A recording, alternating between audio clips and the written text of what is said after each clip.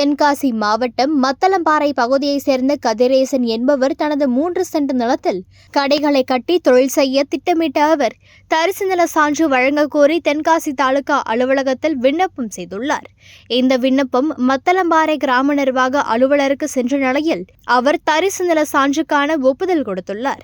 இதனைத் தொடர்ந்து அடுத்த கட்டமாக விண்ணப்பம் தென்காசி வருவாய் ஆய்வாளர் தர்மராஜுக்கு சென்றுள்ளது.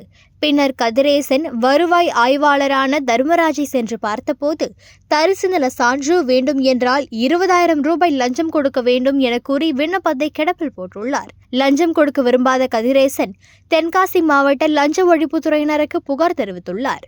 புகாரின் பேரில் விரைந்து வந்த லஞ்ச ஒழிப்பு போலீசார் ரசாயனம் தடவிய பணத்தை வருவாய் ஆய்வாளர் தர்மராஜிடம் கொடுக்க வைத்தனர். அப்போது அங்கு மறைந்திருந்த லஞ்ச ஒழிப்பு போலீசார் வருவாய் ஆய்வாளர் தர்மராஜை கையும் களவுமாக பிடித்து கைது செய்தனர்.